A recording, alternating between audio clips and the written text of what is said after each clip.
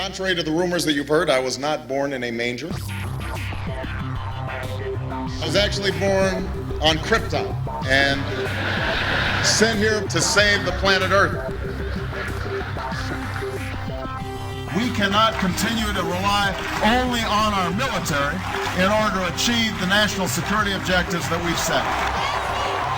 Everybody somewhere between the ages of 18 and 25 will serve 3 months of basic training. We've got to have a civilian national security force that's just as powerful, just as strong. Yes, we can. Obama's healthcare plan will include coverage of all essential medical services. Yes, we can. Obama is a cruel hoax. He works for Wall Street. He's an agent of finance capital. Where did you come up with the number $700 billion? Here's the Treasury spokeswoman's quote. It's not based on any particular data point. We just really wanted to come up with a really big number. To Democrats and Republicans who've opposed this plan, I say, step up to the plate. A few members were even told that there would be martial law in America if we voted no. Secretary Henry Paulson is no George Washington. I don't think anyone questions, Mr. Kashkari, that you're working hard. Our question is who you're working for. Obama pledged that he would resume the Security and Prosperity Partnership talks between Mexico and Canada that President Bush initiated. The old boss is starting to look a lot like the new boss. Robert Gates is going to remain on the job as defense secretary for at least a year. Plenty of sources knew about this meeting, told us and others that it was at Hillary Clinton's house, but clearly it wasn't. We've got to give them a stake in creating the kind of world order that I think all of us would like to see. We see you causing a depression so you can blow out the economy and consolidate it and bankrupt it. We know that you are enemies of free humanity, and we are here standing against your tyranny.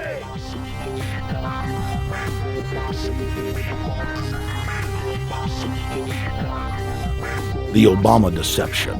The truth strikes back.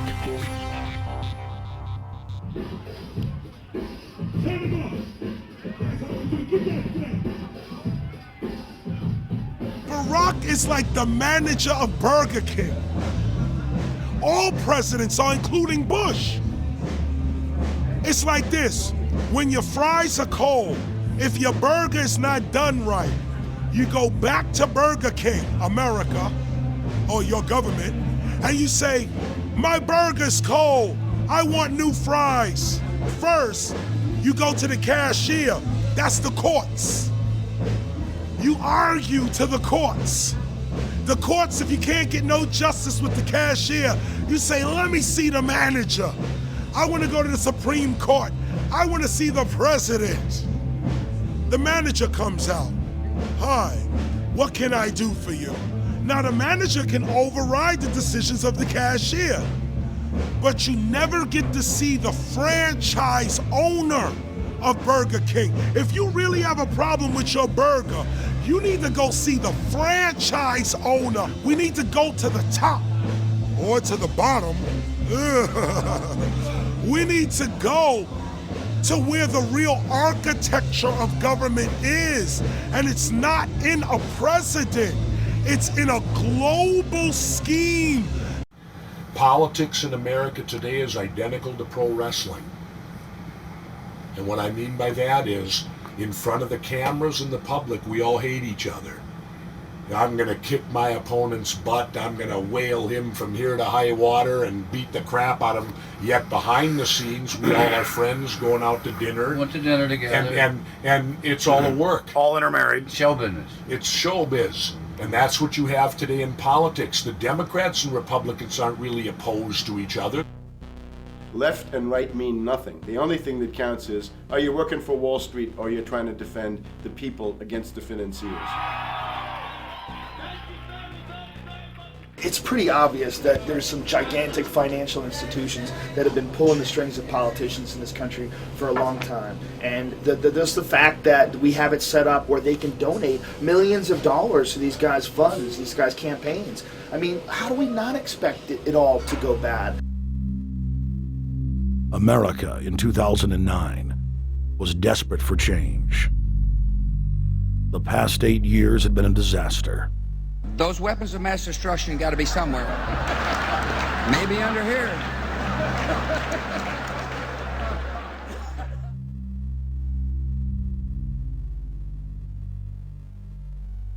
George W. Bush, who had claimed to be a conservative, had tripled the size of the federal government, shredded the Constitution, and destroyed the image of the United States worldwide. Nope, no weapons over there. Endless wars, over 1 million dead Iraqis, and more than 5,000 dead U.S. troops. The Patriot Act,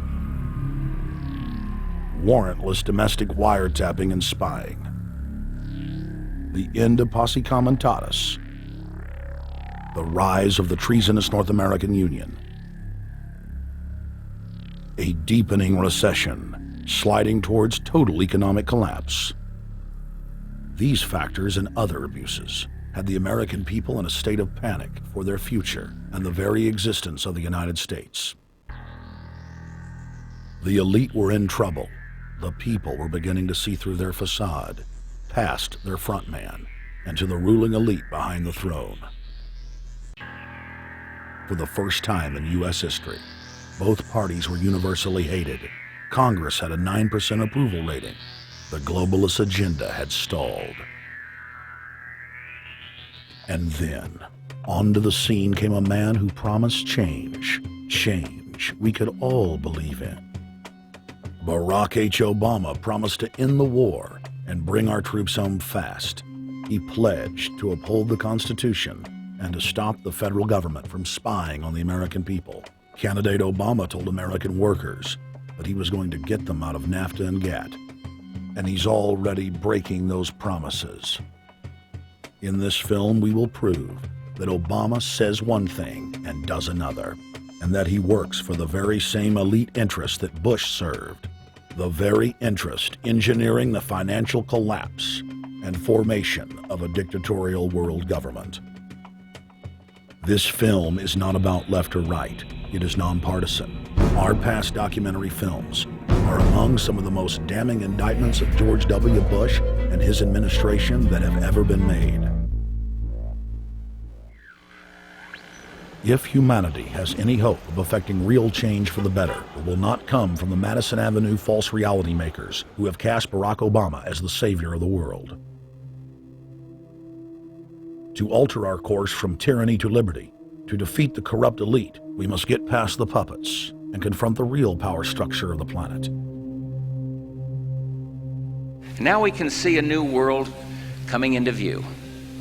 A world in which there is the very real prospect of a new world order. Webster Griffin Tarpley is an accomplished geopolitical analyst and historian. Among his scholarly works are the unauthorized biographies of George Herbert Walker Bush and Barack Hussein Obama.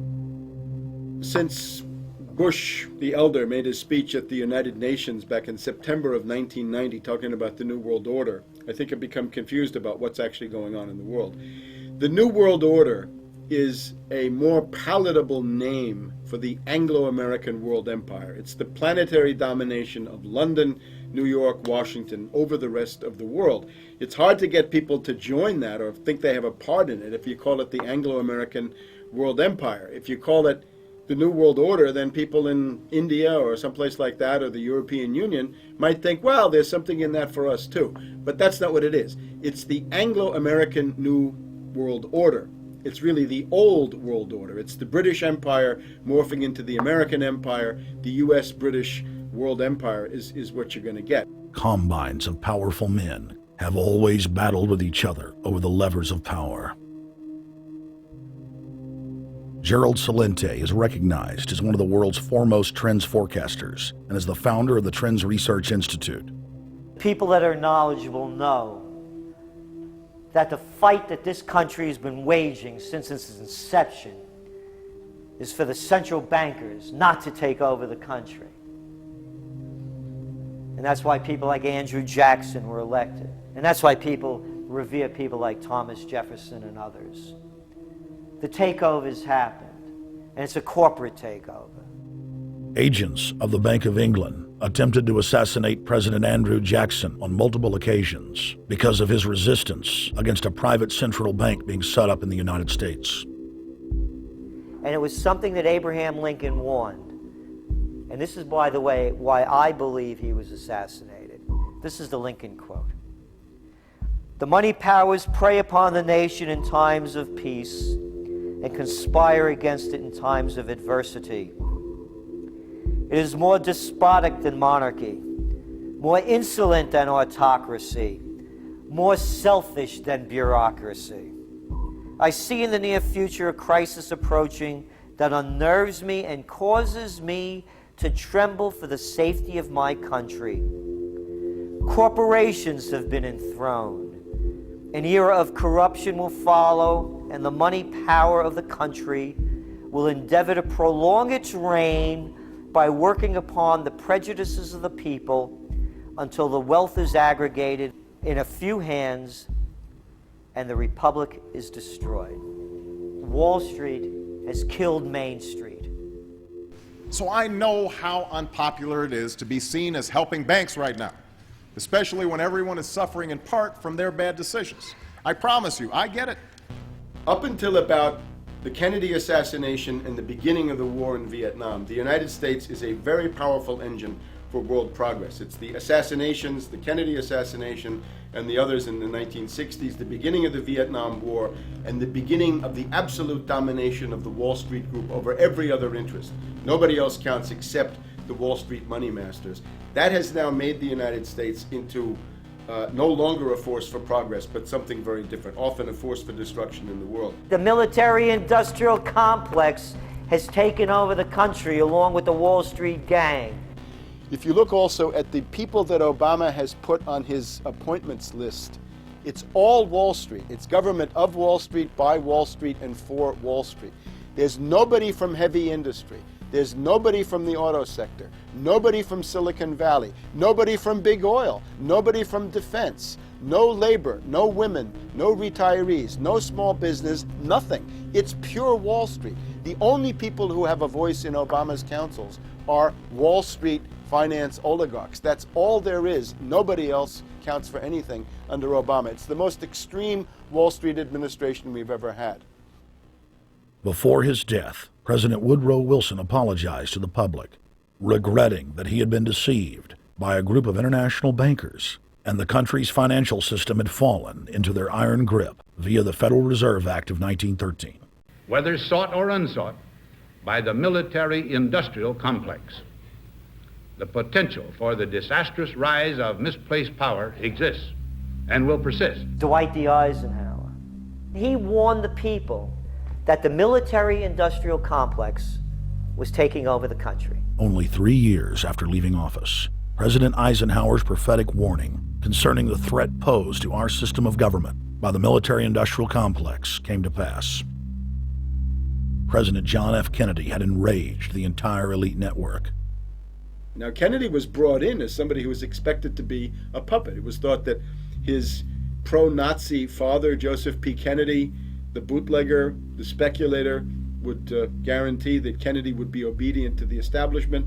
They thought that Kennedy was a sex maniac who could be manipulated through all of this, but it turned out that through his personal suffering, Kennedy had discovered a personal sense of himself which went beyond just being a puppet, and he began to think about things like economic recovery, world peace, having a space program, making deals with the Soviets, cutting the Federal Reserve down to size, and a whole series of other things. Executive Order number 11110, signed by President Kennedy, began the process of abolishing the private Federal Reserve. Kennedy was also pushing for real civil rights reform and had begun the process of pulling the troops out of Vietnam.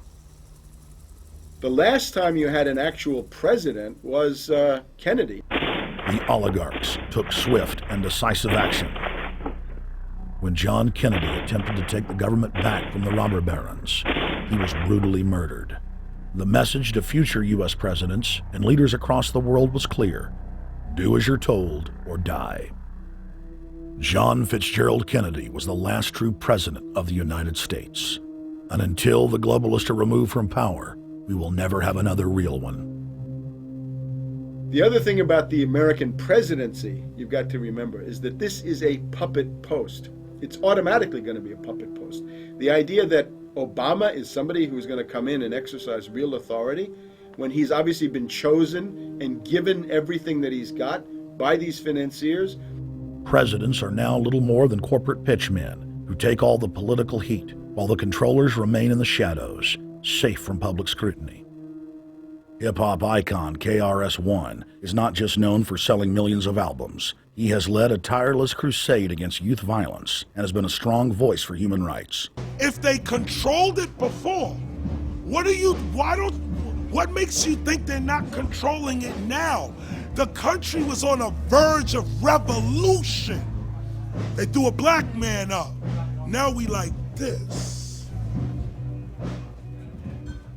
They give him the money, they give him the bundling, they give him vote fraud, they give him the media whores, they give him goons, they even have elected officials making threats to put people in jail if they criticize Obama in public. All of this is the mark of a puppet. And that means that he is a puppet, actually more of a puppet than anybody else, more of a puppet than Mrs. Clinton would have been, even more of a puppet than McCain. He's the maximum puppet that we've had certainly since Jimmy Carter. They put a black face on the New World Order, and now we all happy. KRS ain't buying it. In the real executive power structure, the president serves the military-industrial complex, itself owned by the international bankers. If there's a revolution, the population just throws out the prime minister or president.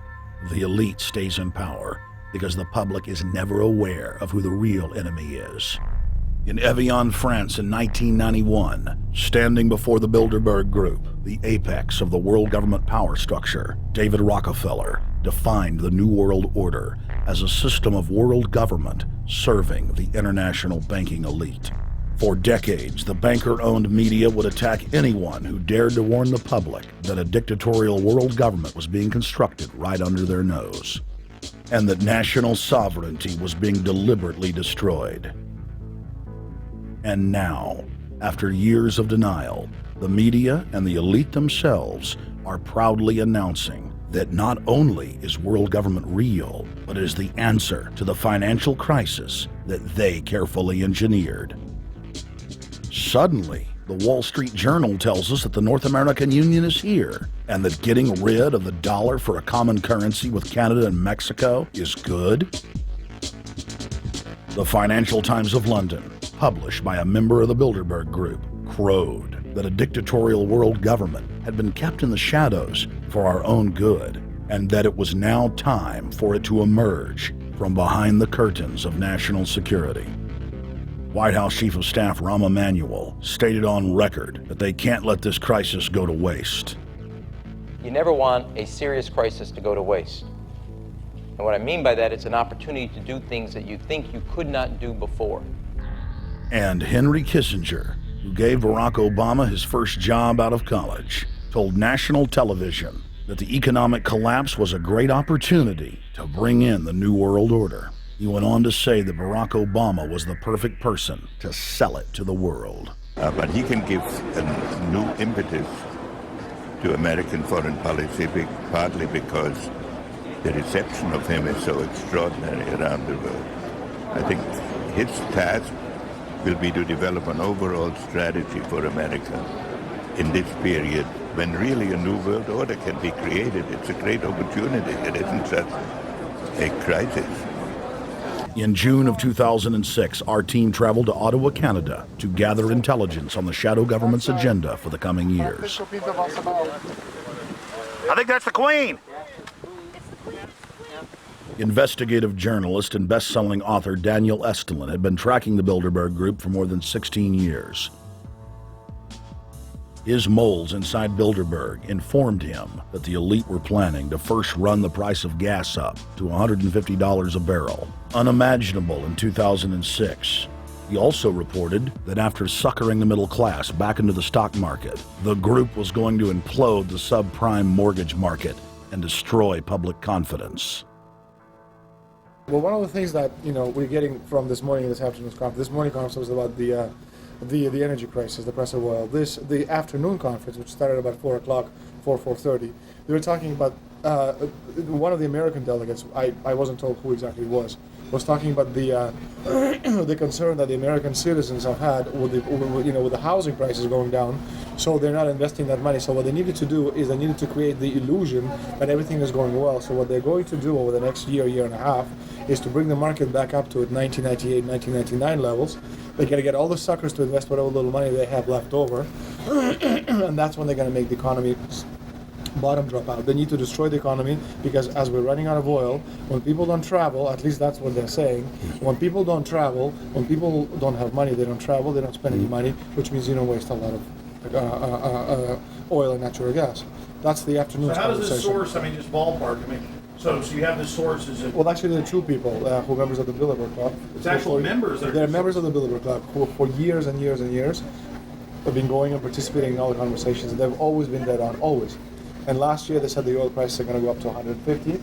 At the time it was 39, went up to 76, basically doubled. If it doubles again, it's going to be back to where these people They say. attack Iran and will it are. Year after year, Estelin and other reporters like Jim Tucker are able to report on future events with stunning accuracy, all because they know the agenda of the Bilderberg Group. The Bilderberg Group sits at the top of the world power structure. 125 of the richest and most influential individuals on the globe make up its membership. From Istanbul, Turkey to Chantilly, Virginia, we have tracked the elusive Bilderberg Group. Bilderberg always insist on a media blackout. By June of 2008, we had already figured out that Barack Obama was the elite's puppet of choice. The national media claimed that during the weekend the Bilderberg Group was scheduled to meet, that Obama had speaking engagements set for Chicago and the Midwest. We knew better. In a classic bait-and-switch, the Obama campaign told the press corps to get on Obama's campaign plane, and that Obama would join them on the flight to Chicago. Campaign staff then slammed the door shut. The fawning press had been shanghaied as Obama's campaign aircraft lifted off without Obama. Robert, why were we not told about this meeting and that the senator wouldn't be on our flight until the doors were shut and we were about to taxi to take off? Again, we had a desire, Senator Obama had a desire to do some meetings. Others had a desire to meet with him tonight in a private way, and that's what we're doing. We set up these meetings. They're being done tonight. Again, Is there more than one meeting? Is there more than one person with whom I'm not going to get into all the details of the meetings. I don't know that I've got a ton more different answers for all of your questions. Obama wasn't going to Chicago. He had a meeting to attend, a secret meeting. Initially, it was believed that the secret meeting took place at Clinton's Washington, D.C. home. Obama's spokesman denied that, but won't confirm where the former rivals met. He also declined to comment on their topics of discussion. For a day and a half, the mainstream media engaged in a wild goose chase, trying to find out where Hillary and Obama had gone. 3 cover stories later, the corporate press had to admit they had no idea where the 2 candidates had gone. And to this day, Clinton and Obama aren't talking. Plenty of sources knew about this meeting, told us and others that it was at Hillary Clinton's house, but clearly it wasn't. In 2008, the trail led us to the Westfields Marriott Hotel, right outside Washington, D.C. We just flew into Washington, D.C. We're driving to the Westfields Marriott. Tomorrow, the hotel's closed throughout the week into the weekend for the Bilderberg Group meeting. We're going to check in the night before. They're going to kick us out tomorrow. So we're going directly into the belly of the beast. The hotel will be filled with at least 5 spy agencies: CIA, Defense Intelligence, Mossad, European Union security. We checked into the Westfields Marriott 48 hours before hotel guests were scheduled to be thrown out ahead of the annual meeting. The building was nestled in the heart of the military-industrial complex, with the National Reconnaissance Office and Raytheon just a stone's throw away.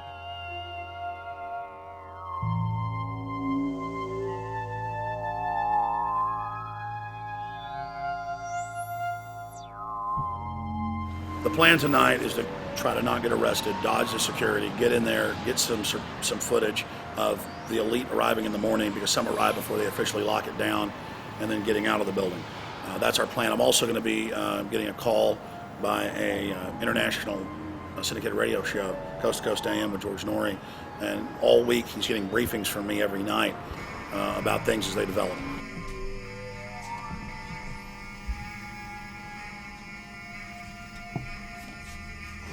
George, we're sitting here in the room. As the phone rings with your producer, Tom Danheiser, to put me on, the fire alarm goes off. So everybody is exiting the building. I know this is a setup. They timed it exactly when this happened. Open the door. I want them to hear the fire alarm. Open the door.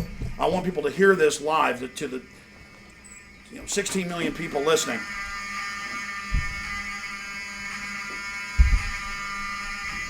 George, do you hear that? Now, they're going to use this as an excuse. The Westfields Marriott, right outside D.C. in Chantilly, they want to use this to flush us out of here. They're very upset. Everybody that covers Bilderberg, I was detained 2 years ago, interrogated, screamed at. They said Bilderberg was upset about me, wanted to stop us. This is guaranteed. Everywhere we go, we're followed. We have another hotel across town as a base of operations. They were there questioning us, getting in our faces. We're being followed everywhere. I need everybody's support right now. I pray to God they don't try to set me up. They may have tried to concoct this as some way to say, look, they didn't leave during a fire drill, assessing me, knowing I would stay and do the interview. But again, the moment the phone rang with Tom Danheiser, the moment the phone rang, the guys answered it, I'm standing there, the alarm goes off. It's going off right now. The guests are exiting the hotel out there. Of course, there's no fire. This is just absolutely insane. I noticed, too, that there was over 100 security people here today, but tonight we got back and it was a total ghost town, and this is what's insane. We have a security guy walk up to us 30 minutes ago, about 25 minutes ago, before this happened, and said, "What are you guys doing?" We said, "We're just walking around checking out the artwork in the hotel," which we actually were admiring it, but we were also going around getting some footage. And they said, "Well, no cameras allowed." We said, "Fine." And then he said, "Yeah, we had somebody do a fire alarm a few weeks ago, and me and Rob, my camera guy, were on, why is he telling us about a fire alarm?" I forgot that part, George. These bastards have done this. I don't know how. They're planning to try to set us up or something, but this is incredible. We are here in the middle of this right now, George.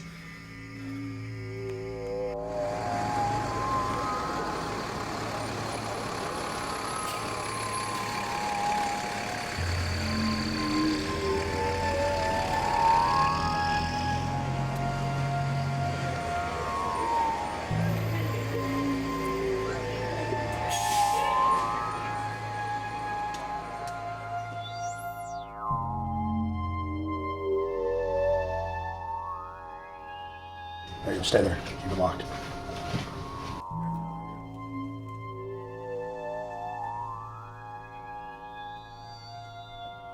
Let's go. Let's get out of here now, Richard. Don't screw around anymore. We got out of here on exactly the right time. Is this the way out? Yeah.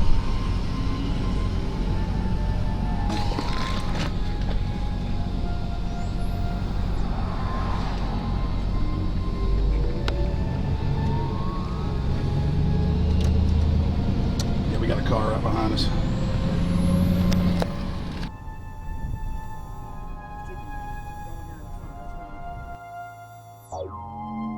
You made about, what, 5 turns, and the 6 turns, the same car's following us? Now he looks like he's following us into a... He came out of Bilderberg, he came out of the Westfield. He's being a little bit solo, but... Not too. So there he is. That's him over there in the blue green, car. yeah.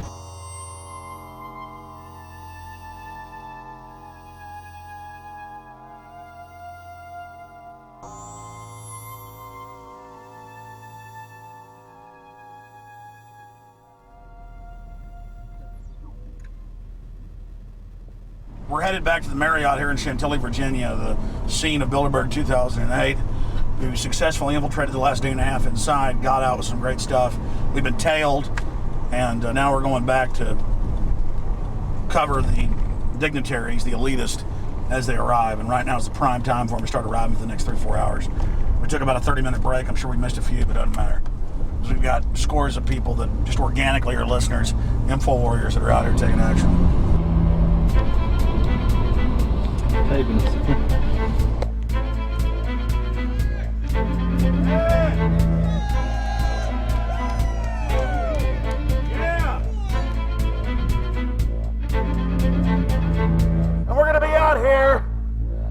next 3 days, while you try to chart the future of our destiny, we're taking our destiny back. You're not our gods or our masters.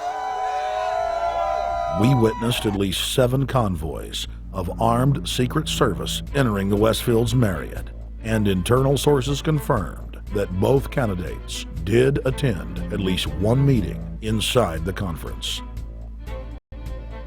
While the Bilderberg Group was 100% successful in 2008 at keeping their name out of the mainstream media, they did not fare as well when it came to the exploding independent press. During the entire 2-day event, anti-New World Order protesters and alternative media encircled the hotel. You are being exposed everywhere! From David Rockefeller, from John Edwards, from Bill Clinton. Your game of secrecy is over! You're gonna play! Get him! It's up close! You piece of trash! This is Bernanke, man! Bernanke, you're going down!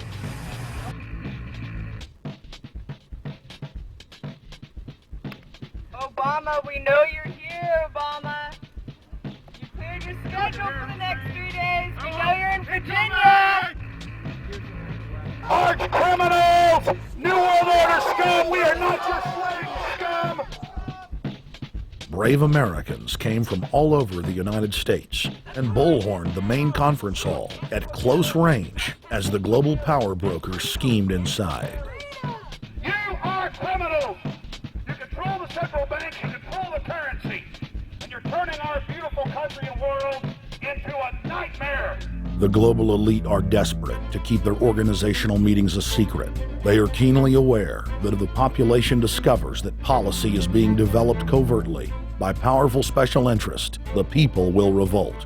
It is our duty to expose these criminals. It's a criminal act under federal law for federal officials to have private meetings to discuss world policy with non-federal workers. So everybody from the State Department, Treasury Department, White House, Defense Department, and others who show up, as they always do, they're committing a criminal act simply by being here to attend a secret meeting with officials from other countries to discuss U.S. policy in the world. So literally it's a criminal act. And every newspaper, every broadcaster has a patriotic duty to expose these scum and the evil they project. The election primaries served as a great diversion, while the true future course of the nation was being set behind closed doors. You've got, obviously, the Bilderberger Group, founded by the former Nazi Prince Bernhard of Holland. You've got the Trilateral Commission, founded by David Rockefeller's Zbigniew Brzezinski. They're the ones who ran the Carter administration. Everybody in the Carter administration, from Carter and Mondale and Volcker and Brzezinski, were all members of the Trilateral Commission. Founding member of rap sensation Public Enemy, Professor Griff, gave us his view of the Obama phenomenon. Barack Obama's been given a pass by the Blue Bloods. He's been given the okay by certain secret societies for them to let him in. I truly believe imperialism and fascism needs a facelift. And that facelift is gonna have to be black. And the reason why I believe that, simply because I think they're trying to go into Africa. Well, they're already in Africa, but they want to totally control all the natural minerals that they're going to need to carry themselves into the 21st, 22nd, and 23rd centuries. You follow me? So I think they have to go through a phase of galvanizing the masses of dark-skinned people that truly believe that change needs to come, but the change that they're talking about is not necessarily change for the better as far as the masses of the people. It's probably a better change for them. It's not going to change for us, the little man on the totem pole. And no one looks at the agenda. As long as he positions himself right, have the right tie on, have the right smile, repeats the slogans over and over and drives it home, the average American is just going to swallow it hook, line, and sinker. And we don't even know what the agenda is. Writing in his 1964 book, With No Apologies, Senator Barry Goldwater said, The Trilateral Commission is intended to be the vehicle for multinational consolidation of the commercial and banking interest by seizing control of the political government of the United States. The Trilateral Commission represents a skillful, coordinated effort to seize control and consolidate the four centers of power: political, monetary, intellectual, and ecclesiastical.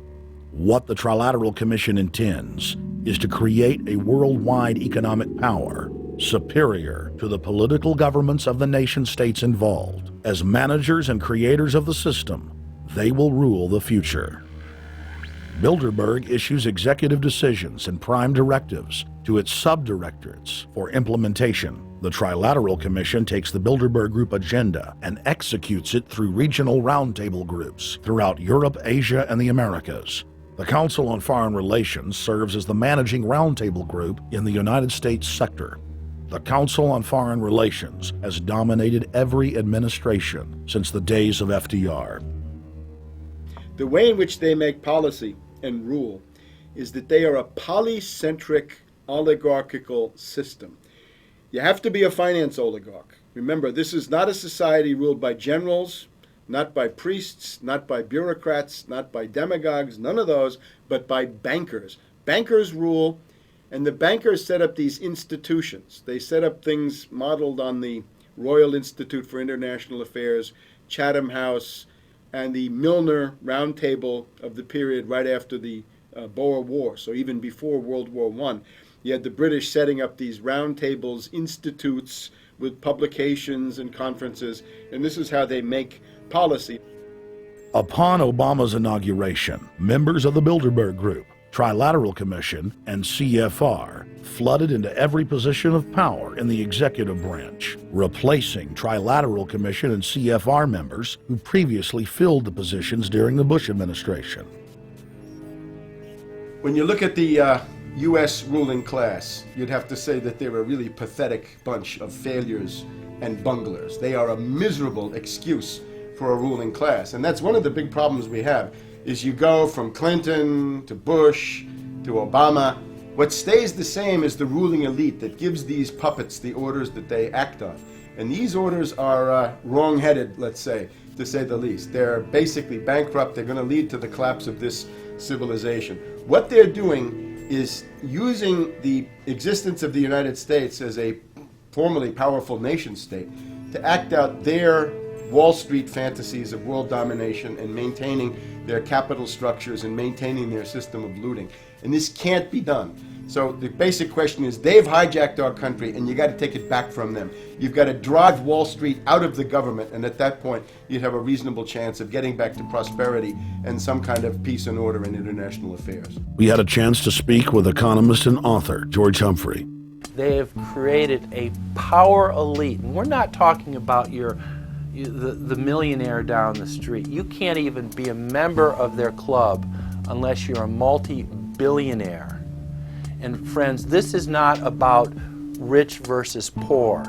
This is about a very, very small handful of the worst criminal element on this planet, manipulating and destroying the good people of this nation and of this world. About this Obama with change. Look at the people he's put in to mastermind the economic recovery.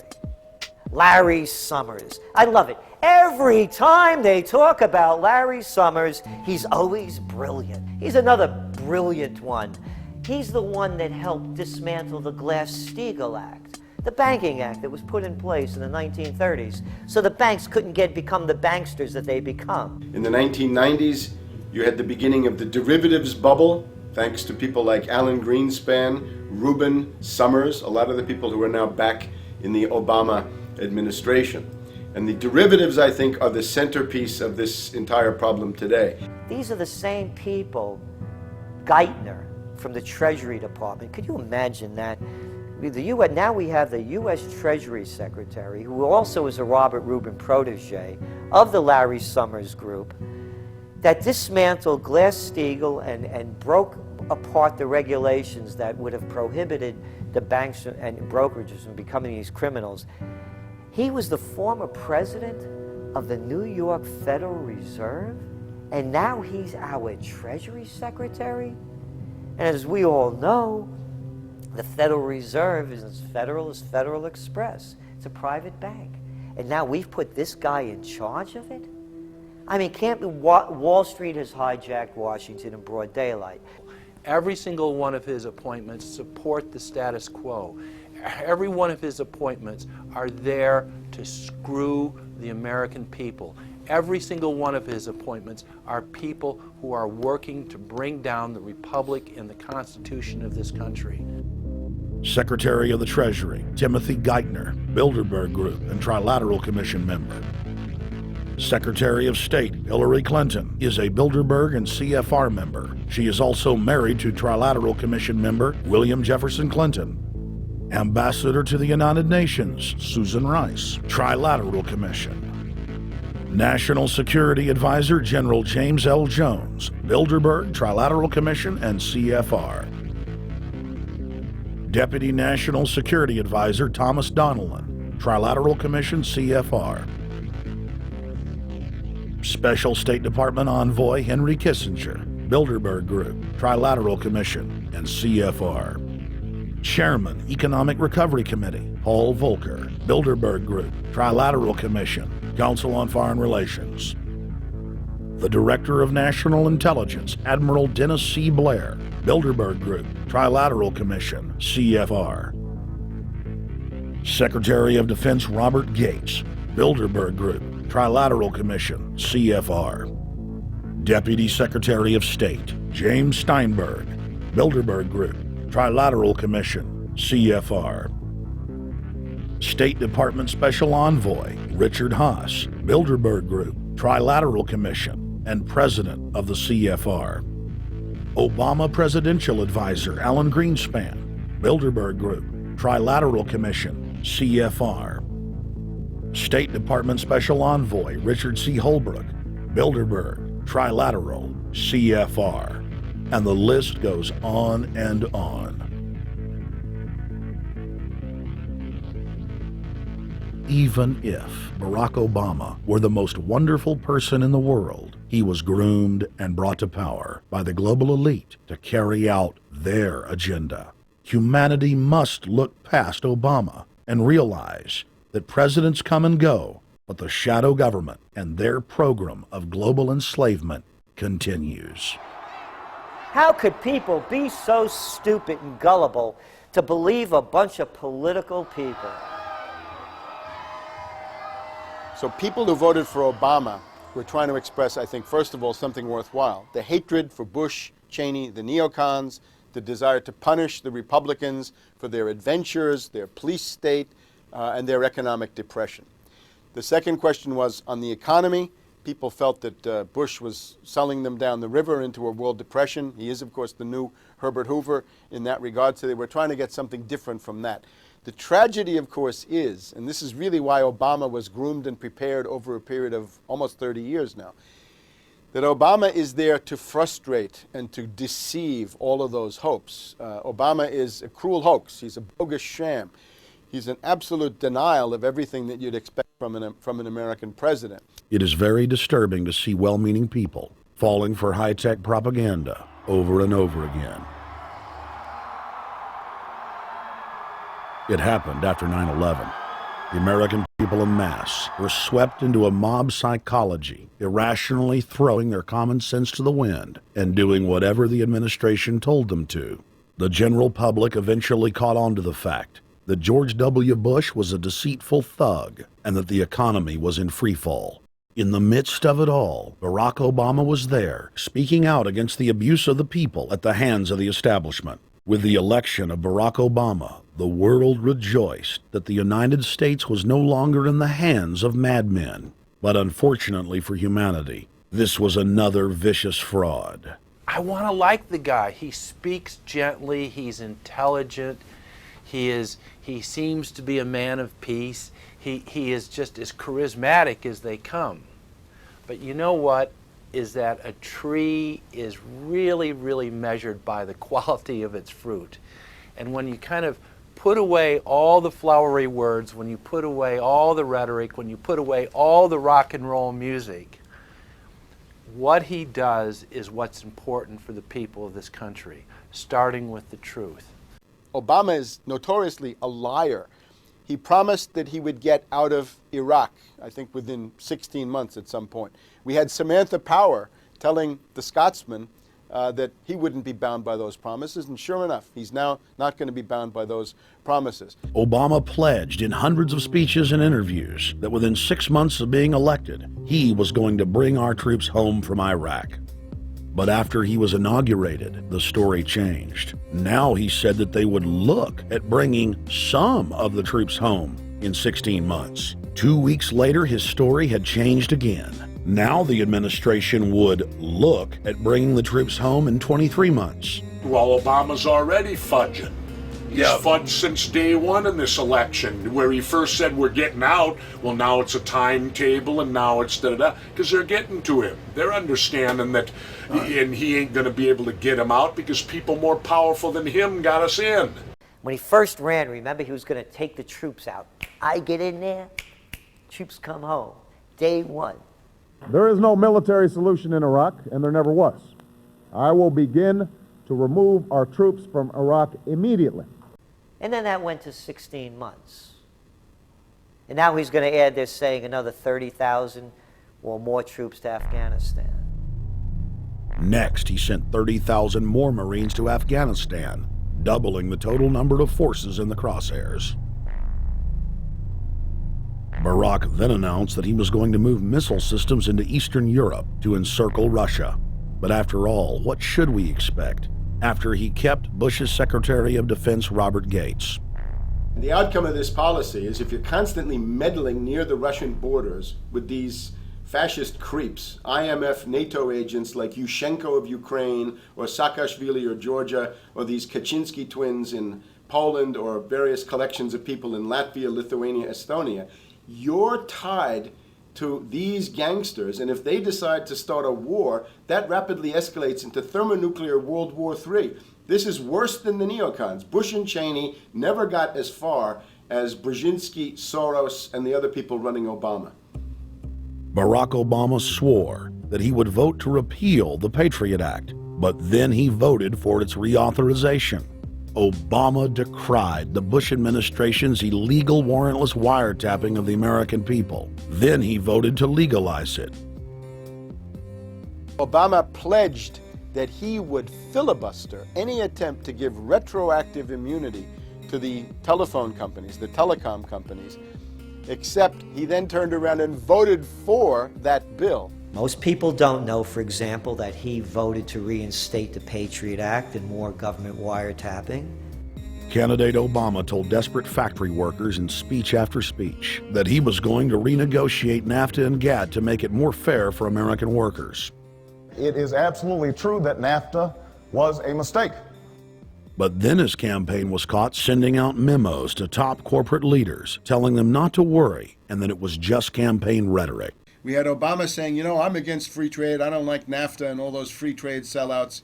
We had Austin Goolsbee going to the Canadian diplomats and saying, don't mind him. He's just popping off. That's just election era rhetoric. Doesn't mean anything. Presidential candidate Barack Obama was publicly criticizing the North American Free Trade Agreement in a bid for votes, but privately telling Canadian officials not to worry about it.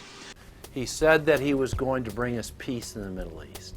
He said that he was going to bring us transparency and a balanced economy. He said that he was going to not have lobbyists. He said he was going to clean up government. He said he was going to work for the environment. And point by point by point, within the first month of his inauguration, he has lied and deceived and cheated the American people. The people of the United States and the world were filled with hope that Obama was the real deal when in his first week in office he signed an executive order supposedly closing Guantanamo Bay and other secret prisons. Then the press actually had a chance to read the executive order and were shocked to find that the executive order only said that Obama was thinking about closing Guantanamo in a year. But worst of all, the executive order continued the practice of rendition, which the LA Times called secret abductions. They don't know. They think that he's signed off immediately on closing Guantanamo, but he's allowing prisoners now to be taken to foreign countries and not knowing where they're sending them and to be tortured in foreign countries. They don't know that they kept that provision in there. Obama is now continuing the practice of secret arrest, secret prisons, and most importantly, indefinite detention without trial. When a British High Court said that it was preparing to release secret British and U.S. torture orders that prove that the Bush administration was ordering personnel to systematically abuse detainees, Barack Obama threatened to cut off all U.S. intelligence ties to England. To add insult to injury, he stated that the program was important to national security, not only endorsing Bush's crimes, but continuing them. Obama voted for a reinstatement of the Patriot Act. And by his early deeds already, again, as we saw with the issues of retention, he's willing to send people that have been charged with nothing to be tortured to so-called get the truth out of them. If the makers of this film attempted to cover all of Obama's lies, this documentary would never be released because there are new ones every day. So in the interest of time, we're going to cover one more big one. Barack and his handlers made the cornerstone of his campaign, keeping lobbyists and donors out of his administration. Within hours of being elected, Obama did a 180 and filled the White House and federal government with lobbyists and donors at all levels. Obama picked William Lynn, the top lobbyist for Raytheon, to fill the number 2 position at the Department of Defense. Timothy Geithner, former president of the private Federal Reserve Bank of New York, was picked by Obama to be Secretary of the Treasury. Geithner promptly crammed the Treasury Department full of lobbyists, like his chief of staff, Mark Patterson, formerly the top lobbyist at Goldman Sachs. Obama appointed top lobbyist to the Saudi royal family, George Mitchell, as the lead Middle Eastern envoy. Obama appointed the king of Wall Street lobbyists, Leon Panetta, to head up the CIA. Obama tapped Tom Daschle, top lobbyist for healthcare firms, to run the Department of Health and Human Services, and the list goes on and on. Then, 3 weeks into his administration, Obama launched a new lie, more outrageous than the previous. With Academy Award-level conviction, he said that he was upset about the banker bailout, which his own chief of staff, Rahm Emanuel, another former Wall Street executive, had engineered. Obama said that he had signed an executive order capping the CEO salaries of those who had taken the bailout money. There was just 2 problems. All the major banks and brokerage firms were exempt, and the new order only dealt with any future bailouts. And those were to be on the honor system. What gets people upset, and rightfully so, are executives being rewarded for failure. AIG, Bank of America, and Citigroup, which have received billions in bailout money, don't fall under this plan. Only banks negotiating future agreements with the government will be restricted. But this appears to be built on an honor system, and White House Press Secretary Robert Gibbs had a hard time explaining how enforcement would work.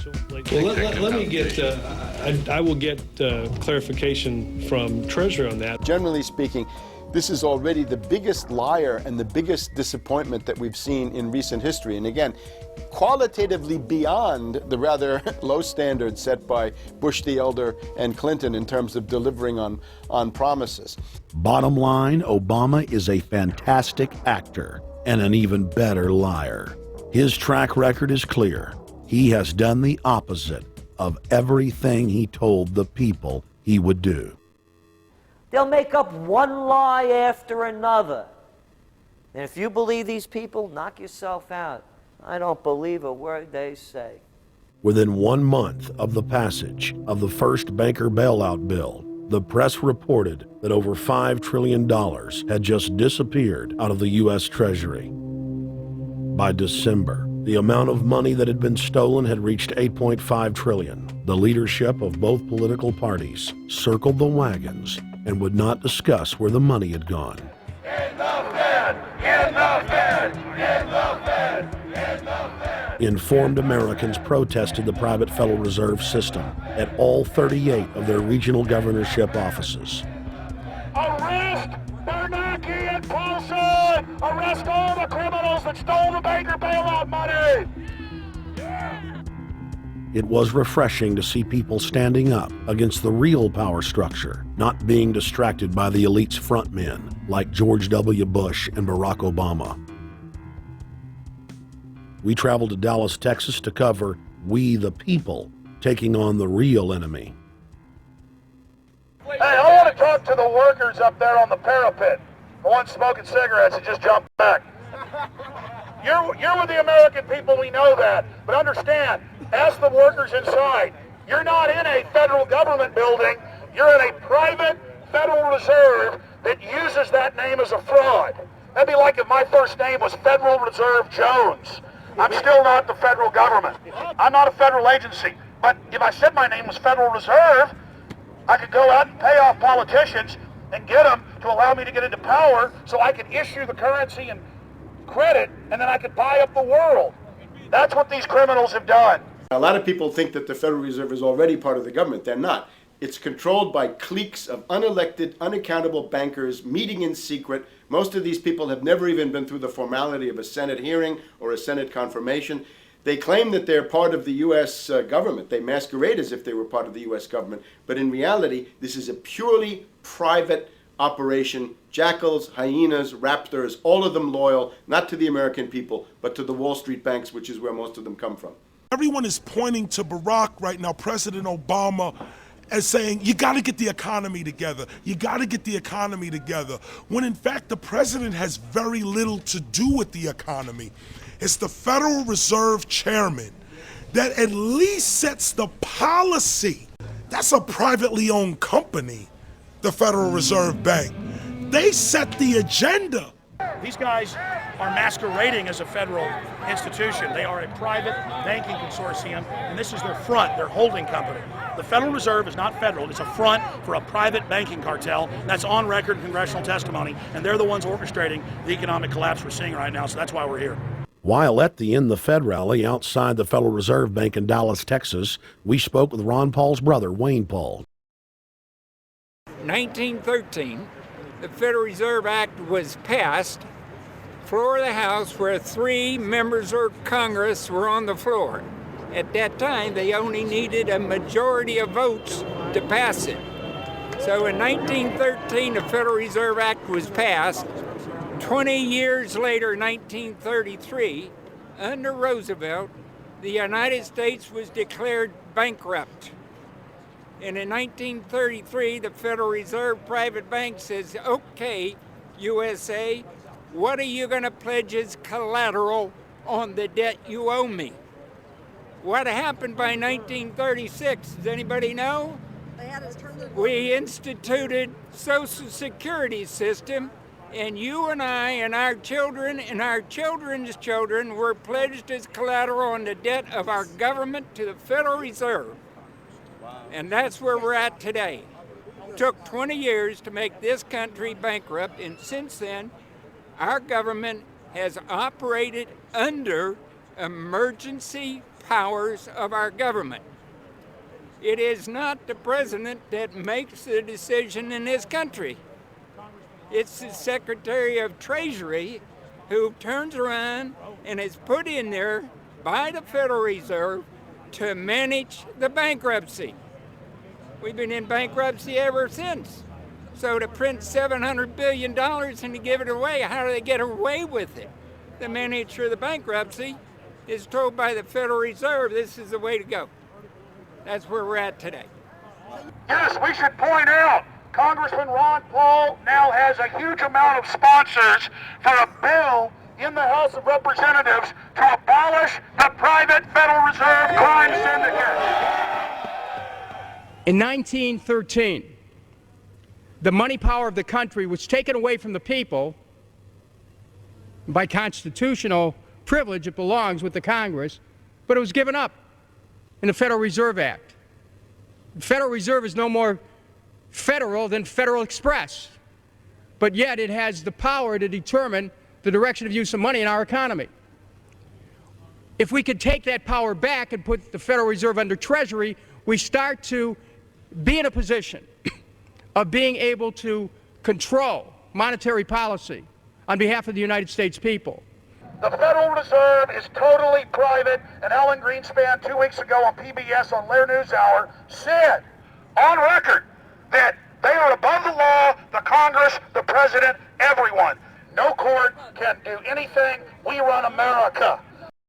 What is the proper relationship, what should be the proper relationship between a chairman of the Fed and a president of the United States? Well, first of all, the Federal Reserve is an independent agency, and that means basically that there is no other agency of government which can overrule actions that we take.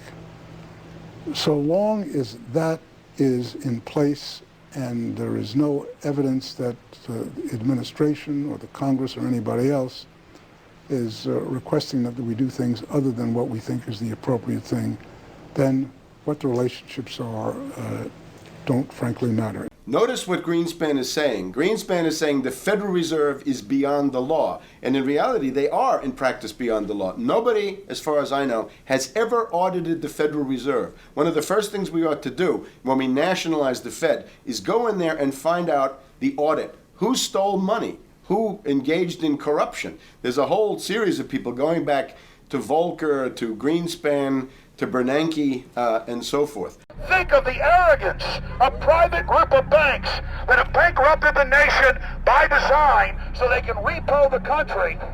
A private group of banks that loaned us our own money back are telling us they're above the law. You are not above the law, criminals. No one is above the law. No one is above the law, and the private Federal Reserve sure as hell isn't either. Since the founding of the Federal Reserve back under Woodrow Wilson, the Federal Reserve has struck out 3 times. They didn't stop the crash of 1929. They didn't stop the banking panic of 1932, 1933. And now they are the cause of the derivatives crisis because they're the ones who inflicted derivatives on the world with Alan Greenspan. Instead of our economy being about goods and services and real products and manufacturing, it's all about these guys, the private Federal Reserve that masquerades as a government entity who controls the issuance of currency and credit. They're the ones that have cut off the liquidity in the market. They told us have a debt-based economy. Then they cut it off once they get us under their thumb and implode the economy so they can consolidate it. And that's what they're doing right now. I mean, it's in their own documents, it's in their own statements. They claim, give us unlimited power, give us trillions of dollars with the banker bailout bill that's already $5 trillion, not $850 billion as they say. And we'll get the economy going, but they're hoarding the money and buying up other banks that aren't part of the Federal Reserve, buying up insurance companies, buying up roads, infrastructures, media empires, defense contractors. What the banks do is they implode an economy by cutting off credit, and then once things really fall to a low, and they know the low because then they buy everything up and start then putting more money back into the economy, and then they build it back up. So they build us up and then shear us, build us up and shear us. And they're getting ready. All over the world, they're always shearing some country, imploding it. Comes out in their own IMF and World Bank documents. That's just the foreign arm of the same cartel. And these are the people who claim to be the saviors of the economy, the people who have created every important crisis in the past 100 years, the Federal Reserve. So it's illegal, it's unconstitutional, and it's a failure. And I think the failure is what everybody can see right now. Yeah, what they do is they make you think Clinton's evil in running things. Then, oh, Bush will save us. And then, oh, Bush was evil. Now we'll be saved by Barack Obama, but he's just a puppet. But as we get deeper into this phase, when they implode the economy, they have all the money and all the control. But they also like to pose as the savior. So Obama is meant to be the savior during the Depression, and he'll save us with a 1 million person, he said, is bigger than our military, domestic spy force, a 3 million person environmental spy force. So giving people these jobs to be government bureaucrats and spies to go out and manage the other 290-something million Americans. And so this is classical fascism. The communists also do it. Any vertically integrated command and control authoritarian system does this. So they're openly following what the same group of banks did in Germany, Russia. It's in the Communist Manifesto to have a private central bank, because the private central bankers actually wrote the ideas that they had Marx and Engels put out. People go, well, why would the banks want communism? It doesn't exist. They rape us, they consolidate us, they put us into work brigades, they make us slaves, and they say it's a people's paradise. Look at it, boy, you're really doing good. And then they transfer all the wealth of the nation offshore. The globalists are outside all the nations. That gives them safety, and they play countries off against each other. And so that's what we're facing and dealing with. And so they're bringing in classical, hardcore tyranny in the U.S., but we have the internet. We've grown our numbers. The alternative media has exploded. That's why they're trying to move in to shut down and regulate and tax the web, but it's too late for them. They're playing in the 19th century, 20th century rules. It's the 21st century, the century of resistance to tyranny. And so it's going to be one hell of a fight with the people and free humanity on one side and the New World Order on the other. And every one of you out there counts, needs to be involved in this fight like nothing you've been involved with before, because this is life and death.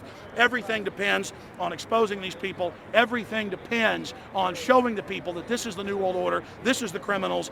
We're dealing with the king rats here, the people that are carrying out tyranny worldwide. And either they fall or we fall. Either worldwide darkness and a new age of tyranny and oppression and with a scientific overlay, or a new age of liberty and freedom and a new renaissance. The choice is the people's out there.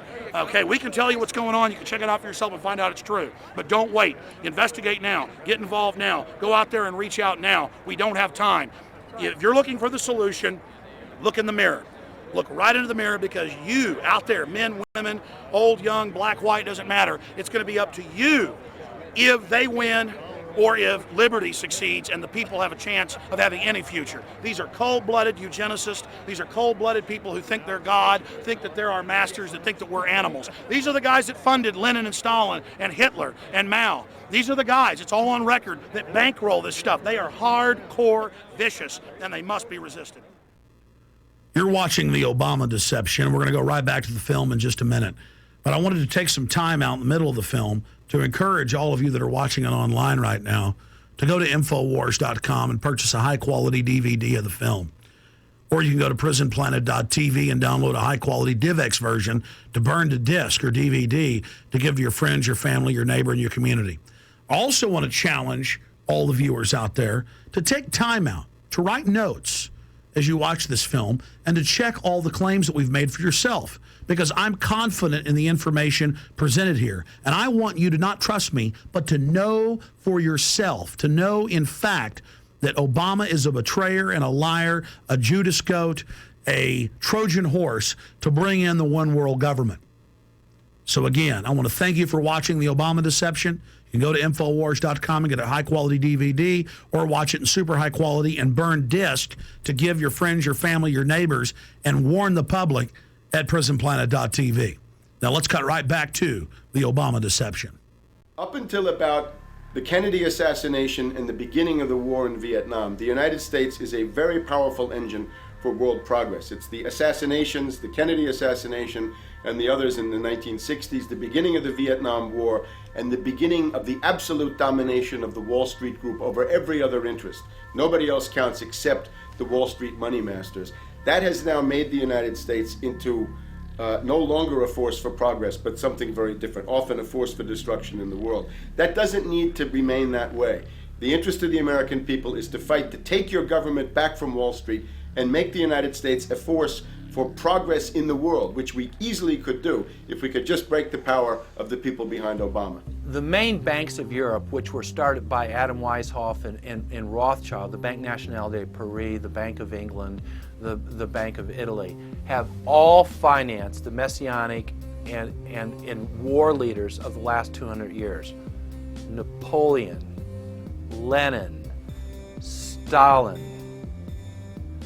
They backed Adolf Hitler. They backed Franklin Delano Roosevelt. And they are backing right now Barack Obama. The banking cartel had established a beachhead in 1913 through the Federal Reserve Act. In 1947, they set up a parallel shadow government through the National Security Act. From 47 on, the national security state began the long process of absorbing federal and state bureaucracies, while at the same time undermining the constitutional power of Congress and dominating the executive branch. By controlling the issuance of currency and credit, the private Federal Reserve was able to buy up most of the Fortune 500. And if a company wouldn't sell, the bankers would unleash federal regulators to run them out of business. Private central banks in Europe, the United States, and England took taxpayer money and loaned it at over 30% interest to third world nations. The bankers would then bribe the leaders of those countries not to pay back the loans. Their third world puppets would sign agreements stating that when the country defaulted, the banks would be given all the natural resources and infrastructure of the once sovereign lands. But worst of all, the countries would pledge future taxes paid by the people in perpetuity as profit to the private banks. By the year 2000, there were few nations that had not fallen to the designs of the money power. The globalists were now ready to start their final phase of world government takeover, the destruction of the Western nations' economies. To carry out their final takeover, they first removed banking regulations like the Glass-Steagall Act in the late 1990s. This allowed their front companies to issue unlimited credit to the world and to set up colossal Ponzi schemes, the likes of which the world had never seen. The scams were advertised by the controlled corporate media as completely legitimate. Because of the fantastic returns, private investors, corporations, state and local governments invested heavily. They had taken the bait, hook, line, and sinker. To destroy confidence, in late 2007, the bankers themselves began to badmouth the scams they had created. Next, the central bankers cut off the tsunami of fiat money that they had been using to pump up the bubble. When Congress and the public refused to write the finance oligarchs a blank check, the bankers began to engage in financial terrorism. They said that the world would go into another Great Depression unless their demands were met, further destroying confidence. The stock market instantly had its biggest one-day loss in history, but even that wasn't enough to force Congress to capitulate to the offshore banks. Senator Inhofe of Oklahoma and Congressman Brad Sherman of California, amongst others, told the world that the entire Congress had been threatened with martial law by the White House and the Treasury Department if they didn't pass the so-called banker bailout bill. The only way they can pass this bill is by creating and sustaining a panic atmosphere. That atmosphere is not justified. Many of us were told in private conversations that if we voted against this bill on Monday, that the sky would fall, the market would drop 2,000 or 3,000 points the first day, another couple thousand the second day, and a few members were even told that there would be martial law in America if we voted no. That's what I call fear-mongering. Unjustified. The final version of the bill was kept secret from the Congress until minutes before the vote on October 3, 2008. The Federal Reserve had promised total transparency, that every dime would be accounted for. To Democrats and Republicans who've opposed this plan, I say, step up to the plate. Let's do what's right for the country at this time, because the time to act is now, to prevent the possibility of a crisis turning into a catastrophe. After its passage, the public learned with horror that the bill was really a financial coup d'etat by Wall Street. The bill didn't just give $700 billion to the banks. It was a blank check. And as of February 2009, $9.7 trillion has disappeared into a black hole. Within 24 hours of its passage, Secretary of Treasury Henry Paulson said they were no longer going to use the money to unfreeze the mortgage market by buying bad debt. We went to Congress. Illiquid assets look like the way to go. As the situation worsened, the facts change. I will never apologize for changing an approach or strategy when the facts change. Paulson has, in the meantime, admitted that the subprime mortgage crisis is not the cause, really, of the breakdown of the entire world banking system and the bankruptcy of most of the banks in London and in Wall Street. He said, oh, we're going to buy up toxic assets, but we're not going to worry about subprime mortgages. What he's talking about is derivatives. Derivatives are the center of the crisis. He went on to say that where the money was going was a secret. I believe that banking institutions are more dangerous to our liberties than standing armies. If the American people ever allow private banks to control the issuance of their currency, first by inflation, then by deflation, the banks and corporations that will grow up around the banks will deprive the people of all property until their children wake up homeless on the continent their fathers conquered. The issuing power should be taken from the banks and restored to the people, to whom it properly belongs. Thomas Jefferson, 3rd President of the United States. Secretary Paulson came in with the Vice President and Fed Chairman Bernanke and made all these assurances that there was absolutely a critical, immediate need to get rid of the corrosive derivative products, all the different names for this, ubiquitous, sub-S retraded credit default swap, blah, blah, blah, blah. Okay, but they talked about them as though they knew what the hell they were. You got the money and you immediately said, what items, what auction? Now, the Treasury just basically cut that out of the bill. And what we have here is a situation where banks are hoarding the money that they're getting from the TARP. They're using the money to purchase other banks.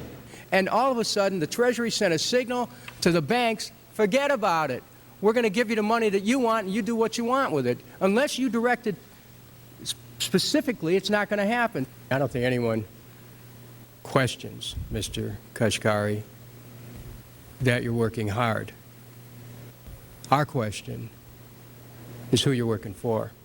Throughout its passage, President Bush and Senator Obama worked in tandem to get Congress to pass the bill without even having time to read it, despite the fact that in major polls, 98% of the American people were against the bill. The leadership in both parties were for it. And I really want to commend Barack Obama, because as we were involved in the this and that and different provisions of the bill to persuade people, he really gave them confidence that this was the right decision for the American people, even though it wasn't, in our view, a great bill for them to vote on. I want to take a particular moment to also thank the individual who's not here, and that is Barack Obama, who made numerous calls not only to all of us, but to members of our caucus, and helped us gather the votes on the Democratic side to pass this legislation. Bank heads then bragged to the press that they were hoarding the bailout money and using it to buy up smaller, healthy banks and insurance companies. Their plan was working like a charm. Next, the central bankers loaned the federal government back $787 billion of our own money at interest for President Obama's so-called stimulus package. And just like the banker bailout, Congress was given less than an hour to read the 1,070-page plus stimulus bill. Barack Obama, who had pledged on the campaign trail to wait 5 days before a bill could be voted on so that the Congress and the people could have a chance to read it, said that the stimulus was too important and it had to be passed before anybody could see it or read it, or the crisis would turn into a catastrophe. Doing little or nothing at all will result in even greater deficits, even greater job loss, even greater loss of income, and even greater loss of confidence. Those are deficits that could turn a crisis into a catastrophe, and I refuse to let that happen. After its Friday passage, in gangster fashion, President Barack Obama took a 4-day vacation and said that there was no rush to sign it. The spending bill was really a takeover bill, designed to further federalize the states and to pay off rich donors that had donated to both parties. As the world slid deeper into depression, the bankers celebrated the fire sale that they had created. I believe the phrase burdens of the office is overstated. Yes, Kelly. Why me? Oh, the burdens, you know. Why did the financial collapse have to happen on my watch? It's just pathetic, isn't it? Self-pity. And I don't believe President-elect Obama will be full of self-pity. With their access to unlimited fiat capital, they could now buy up sectors of the world economy not already controlled by them. For over a century, the Anglo-American establishment had worked to bring the world system to this point. Artificially engineered global bankruptcy. In an address before the Trilateral Commission in June of 1991, David Rockefeller laid out the elite's ultimate goal. The supranational sovereignty of an intellectual elite and world bankers is surely preferable to the national autodetermination practiced in the last centuries. Now that the bankers were holding the world hostage, they issued their ultimatum. The only solution to restart the global economy would be to set up a planetary government ruled by a new Bank of the World, a Bank of the World owned and controlled by them. Suddenly, hundreds of prominent publications announced the solution, the people's only salvation. Time magazine, in an article titled The New World Order, said that the new super bank would control the world's currencies and set interest rates, and that the new bank would, quote, knock the heads of bad countries like the United States. At a meeting of central bank heads and finance ministers dubbed Bretton Woods II, the plan for world government was unveiled by the very bankers that had engineered the collapse. Formerly sovereign countries would now pay their taxes directly to the banking cartel. Hundreds of new carbon taxes, controlling every facet of human activity, would only be the beginning. Now all the elite had to do was to sell the public on accepting the final phase of their takeover. And it's Obama's job to sucker the public into standing down so the bankers' agenda can move forward unhindered. Never before in U.S. history has the media gotten behind a president like they are behind Obama. The press has pulled out all the stops, bestowing a crown of infallibility upon Obama as the savior of the people. The elite are betting everything they've got on Obama's charisma and hoping that he can sell the world on their program of tyranny. Yes, there have been differences between America and Europe.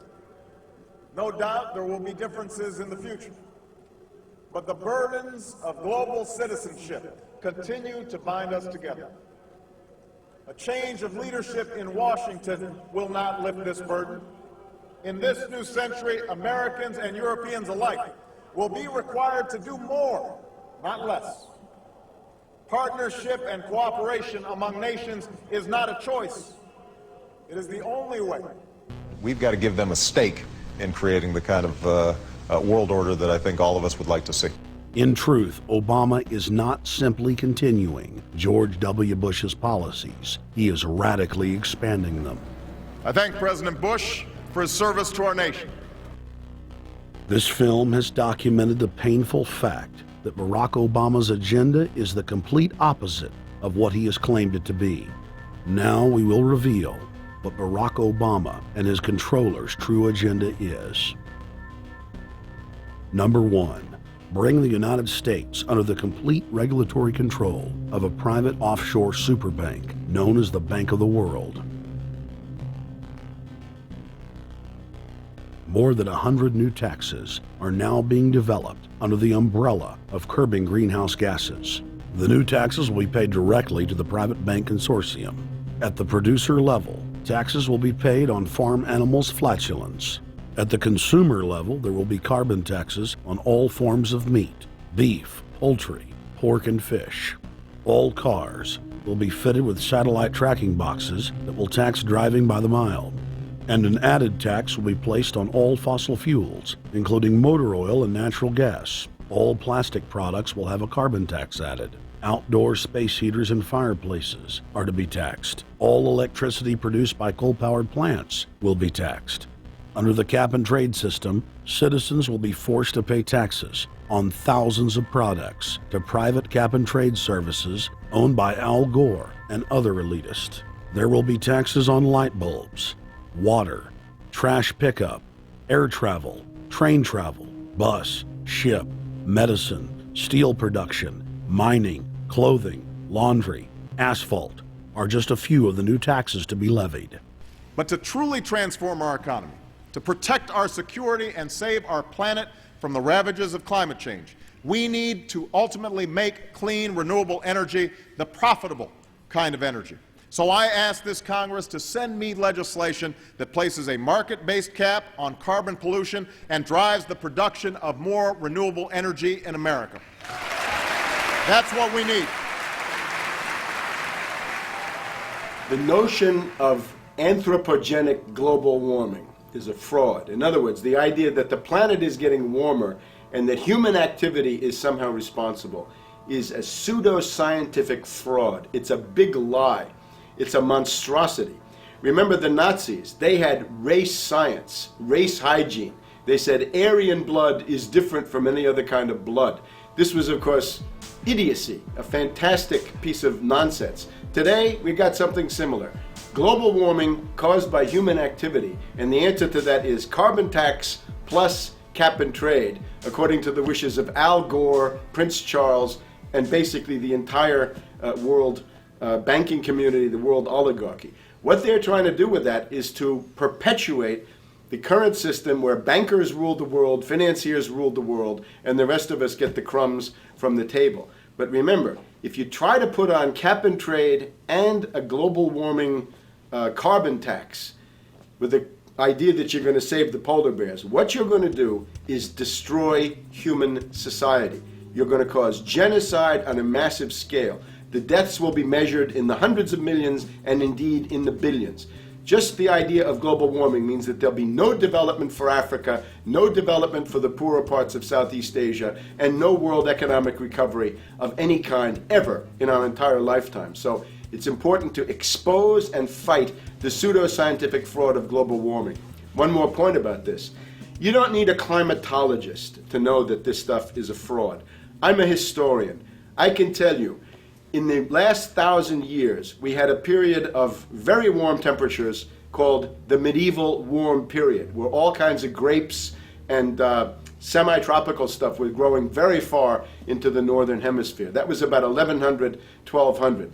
It happened to correspond with an all-time maximum of sunspots. Right now, we can say that we're going into another maximum period where there'll be some warming, but we're well within the limits of the medieval warm period. About 1600 to 1650, there was an ice age in northern Europe. The North Sea was filled with ice. The German and Dutch ports and the English ports were filled with ice. That corresponds to an all-time minimum of sunspot activity, the Spörer minimum and the Maunder minimum. So this has largely got to do with solar activity. We can see that other planets, not just the Earth, are warming slightly as a result of increased solar activity. But we're well within the minimum. So what the oligarchs claim to be an open and shut scientific case is a piece of pseudo-scientific nonsense, and it should be rejected.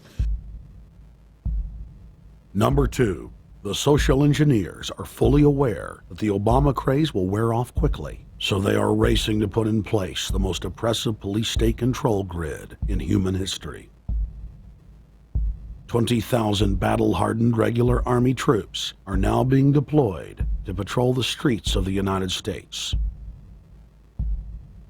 FEMA is now building giant camps in every region of the country, and the Congress has introduced bills like the National Emergency Centers Act, H.R. 645, which merges local governments and the police under federal control.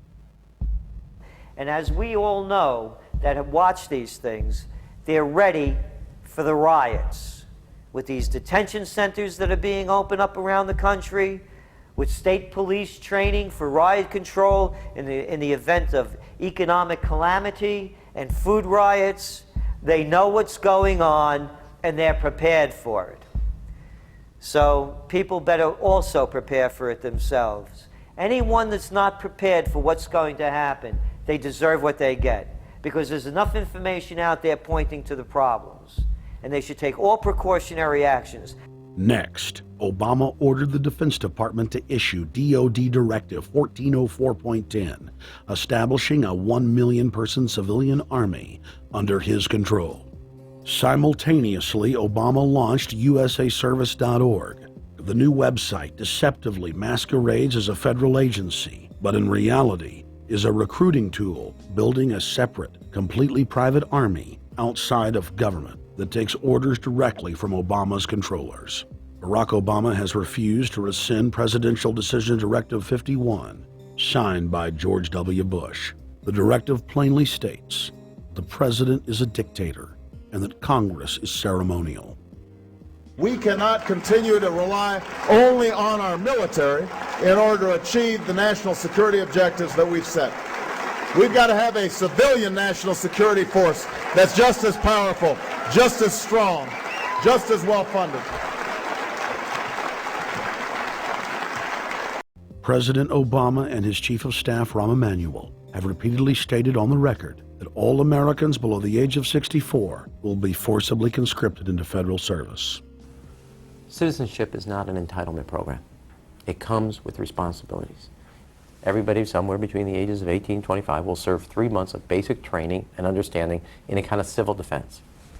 Now, it doesn't always have to be service in uniform. One of the things that if you talk to our generals, they are desperate for is a civilian counterpart to our military forces. So is this compulsory then?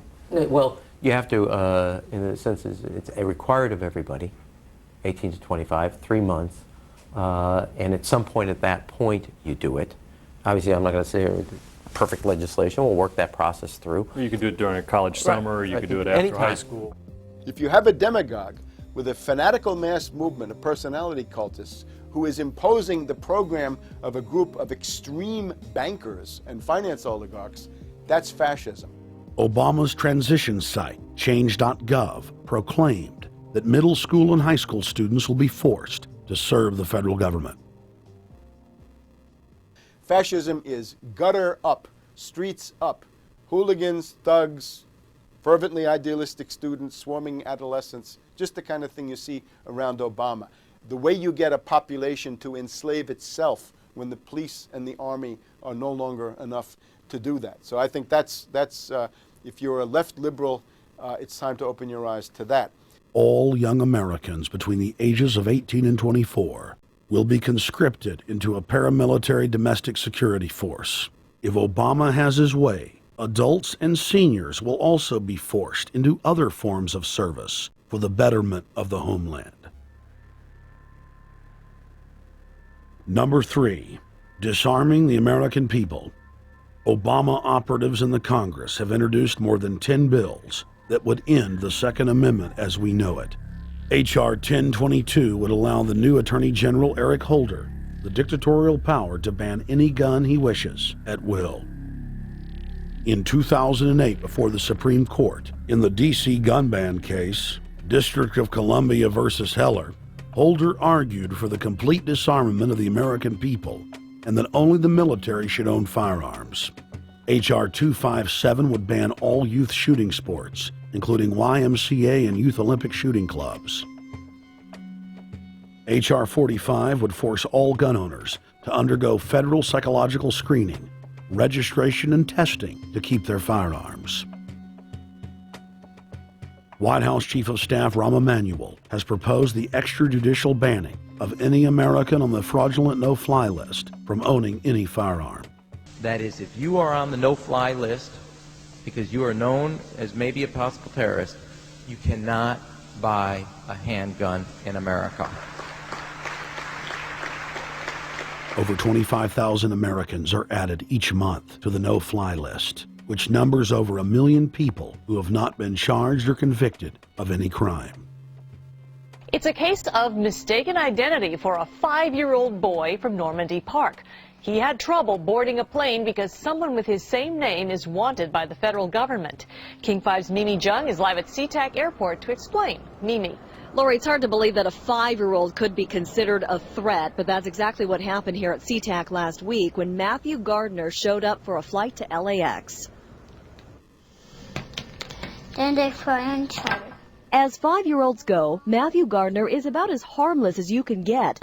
But when he and his mom checked in for their flight at SeaTac last week, Matthew was considered the criminal. If you're on that no-fly list, your access to the right to bear arms is canceled because you're not part of the American family. You don't deserve that right.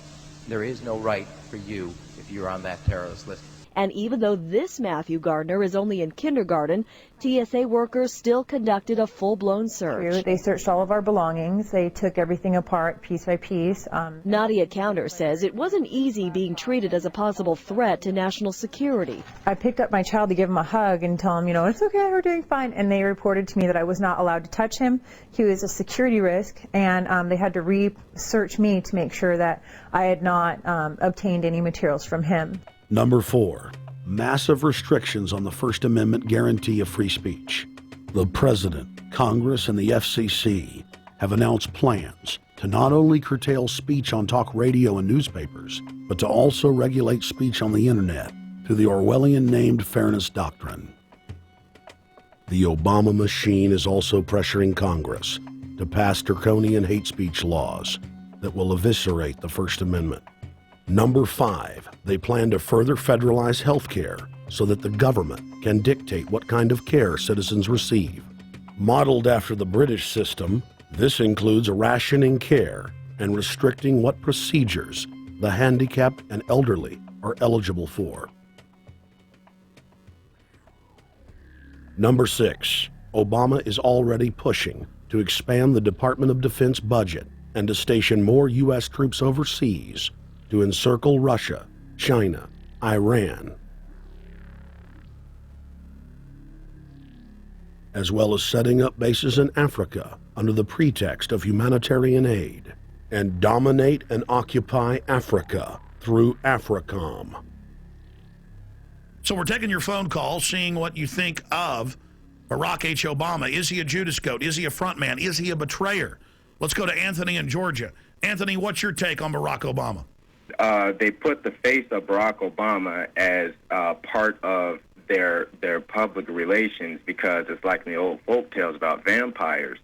A vampire cannot force his way into somebody's house. It's against some kind of metaphysical law. So the vampire has to persuade the resident of the household to open the door and invite him in. So they're going to look at the peephole at Barack Obama, which looks like them and appears to be on their side. They're going to say, okay, here's my ally. Let me open the door and let me let this person in. And then Barack Obama is just, of course, a front man for the American empire, where he's going to have the entire U.S. Navy, the entire U.S. Army, and the entire U.S. Marines under AFRICOM command. And, of course, he's going to turn it into a new Iraq, and he's going to turn it into a new Afghanistan. Every operation that you see going on in Iraq and Afghanistan is going to propagate to the poor countries of Africa. And well, sir, I agree with you. Sir, I agree with you. They're looking to the people. They see a handsome, smiling African face. He's all, hey, I'm from Kenya. And then it's a total bait and switch. But it's the same thing here in the United States where they would get sellout Native American chiefs to sell out their people. This is the oldest trick in the book. And he can also pacify the most downtrodden minority groups in the United States. And he's saying, hey, get ready for sacrifice. Get ready to lose your standard of living. They're like, yay, I love Obama. They could never get away with this with a John McCain. Obama basically does a couple of things. One is, again, this idea, kick the Chinese out of Africa. Kick them out of Sudan where they get oil. Kick them out of Zimbabwe where they get raw materials. Start a civil war in Congo, another big source of raw materials. Al-Qaeda, an arm of the U.S. intelligence community, is now active in Algeria, Tunisia, Morocco. You've got a destabilization going on in Kenya around Odinga. That's Obama's cousin. This is a guy who has two children. They're Obama's niece and, nephew in a broad sense.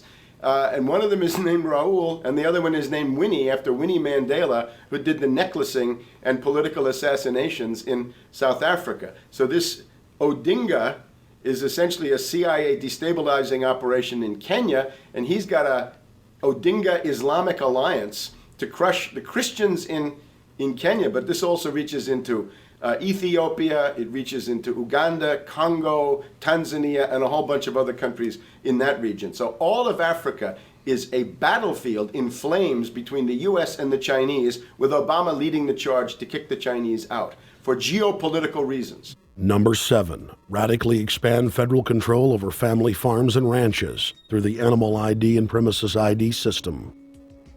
Number 8, accelerate the merger of the United States with Canada and Mexico under the Security and Prosperity Partnership. He is also accelerating the transfer of remaining federal authority to unelected quasi-governmental bodies like the World Trade Organization. Number 9, Obama must convincingly play the part of the president and convince the people of the United States that the buck actually stops with him. This is critical to the globalist master plan, because in 4 to 8 years, Obama must take the blame, as Bush did, for the New World Order's horrific agenda. At that point, the elite will put a new puppet in the ceremonial seat of power and build him up as the savior, only to tear them down again. And so the process is repeated over and over. For their program to work, it is essential that the people not learn that the presidency is now nothing more than theater, because if they did, the people would stop looking at the pawns and start looking for the king. Through this system of deceit, the elite's criminal agenda can continue forever because the people waste all of their political energy debating the media's spectacle instead of investigating the globalist agenda. Number 10, it's Obama's job to sell the public on globalist policies that aren't in the people's best interest. But the overlords have many salesmen. His most important function is to protect the criminal oligarchs from prosecution while they loot the economy worldwide, start new wars, and engage in torture. They're called Generation O, and they were the key to Barack Obama's White House win. During the campaign, Barack Obama used the internet like no other candidate before him, harnessing the energy of millions of his supporters. But the question now is, what to do with this young, eager, energetic army? This gives Barack Obama and his administration contact information for so many people, so next time he needs to push his legislation, he can contact all these people. Kennedy-esque. I feel as though this was like when John F. Kennedy was elected. Shouting, smiles, and tears. It was the scope of Obama's victory that was most impressive. I saw a photograph of Obama playing basketball. And I said, you know what? I see him as a leader, and that's the world that's in his hands. Own a piece of history, commemorating the day the world changed forever. His confident smile and kind eyes are an inspiration to us all. In summation, Barack Obama is a Madison Avenue created fad. All of the crazed Obama worship, being pushed by the corporate media, is scientifically designed to capture the public in a net of peer pressure mass euphoria. If the New World Order can just distract the public for a few more years, the elite can finish constructing their police state control grid. Now, a lot of times, we don't want to know the issue. Right. We don't want to know the issue. We feel, what do you call this thing where you get this false sense of gratification, but because a black man is in office, everything's going to be all right. No, everything's not going to be all right. Yeah. Until you look into the agenda and what the Democratic Party has been about, is about, and will be about, regardless if Barack Obama is the president or not. And that's real. Barack Obama is the perfect Trojan horse. He makes the people feel like they finally have a place at the table, even as he betrays them. I won't have to worry about paying my mortgage. Oh, it's such a blessing to see you, Mr. President. Thank you for taking time out of your day. Never in my life would think that this would ever happen. Sadly, many Obama supporters can't see what's right in front of their faces because they've already invested their very identity in this artificially created cult movement. Throughout history, it has happened over and over again. People turn their intellect over to cult of personality mass movements, and it's happening again. The evidence presented in this film is documented fact. And those that ignore what history has taught us do so at the peril of us all. As frightening as the information in this film is, there are many things we can do to stop the globalist agenda dead in its tracks. First, we expose the cult of Obama for what it is, a sad hoax. Next, realize that we are all being propagandized 24/7. Investigate all information for yourself, be it political parties, the media, or this film. Be aware of the tricks that the elite use, like the staging of false flag terror attacks and other crises. Rediscover the Constitution and Bill of Rights. Promote a culture of true liberty. There is a reason the internationalists are attempting to destroy the sovereignty of all 50 states. They know it is one of the biggest threats to their domination. The federal government has been completely hijacked by foreign interest, and more than 25 states have recognized this fact and are moving to block the New World Order at the state level by declaring their 10th Amendment powers. But most important of all, there is a huge awakening taking place in the United States and across the world against the globalist agenda. Free people everywhere are joining together and saying no to corruption and tyranny and no to world government. This is the center of endurance, and endurance is what wins wars. Not how many people you kill, but how long can you endure. George Washington lost almost every battle he had, but he endured. He out-endured the British. And that's how the battle was won, endurance. And each and every one of you watching this, every single one of you, is just as important as the people who were our founding fathers. You are just as important as the Sons of Liberty who met in the 1770s to philosophize about freedom, to philosophize about a republic, to philosophize about a truly free country with a republic.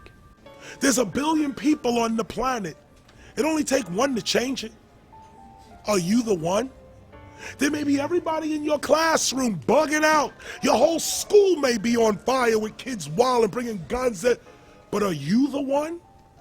Nature has a way of abundance. Nature puts out a lot of stuff looking for the one.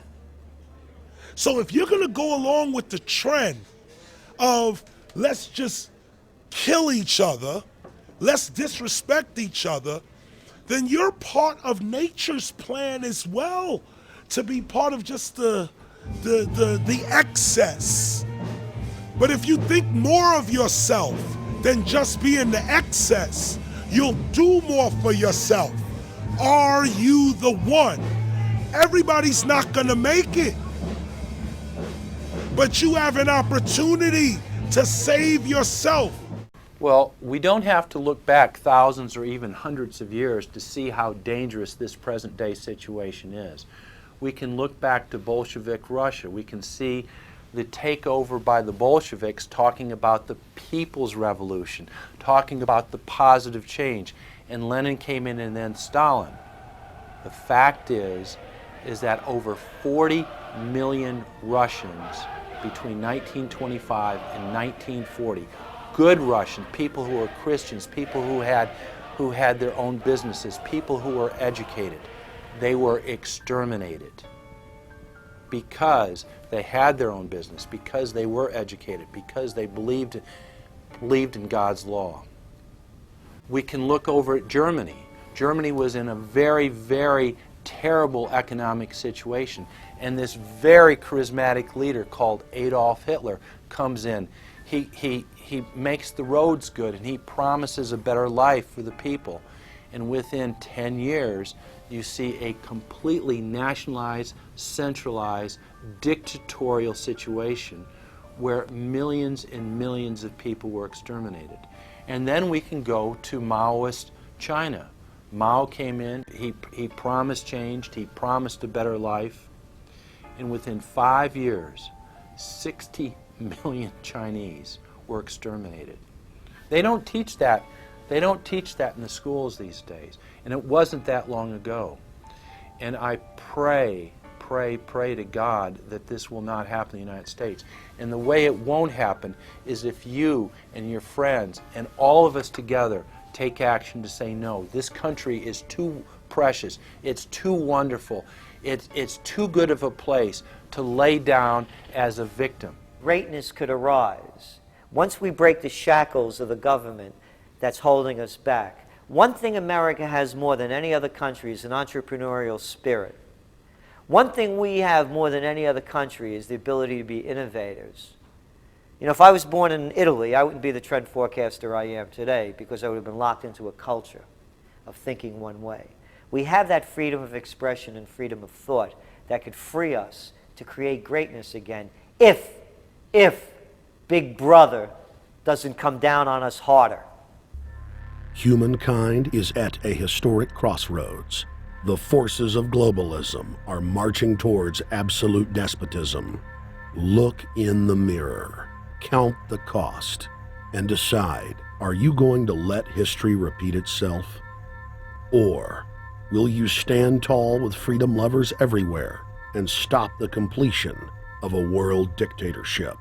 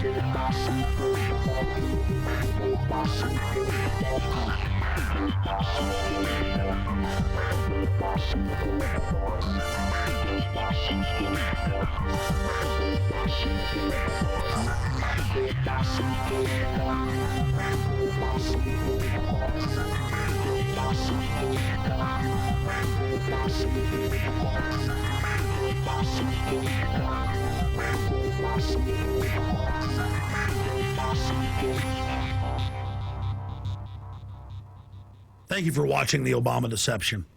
I want to challenge all of you out there who are shocked by this film to take time out to research the claims of this documentary so that you will discover that we've told you the truth and that, frankly, it's far worse than we could even present here in the limited time we had. And once you find out the claims in this film are true, I want to ask you to do the only thing you can do. Spread the word. Warn your friends and family, your neighbors, about this deception, about this betrayal. We have to warn the people that Barack Obama, despite his fancy teleprompters and his silver tongue, is nothing more than a New World Order frontman, a pitchman, selling you tyranny. Please get the high-quality DVD at Infowars.com. Make copies of it. Get it out to people. Wake them up. Let them know the threat. Let them know what the New World Order and the global banking system is doing. Download high-quality copies at prisonplanet.tv. Whatever you do, get the truth out to the people. Because as Thomas Jefferson said, all that evil men and tyrants need to flourish is that good men and women do nothing.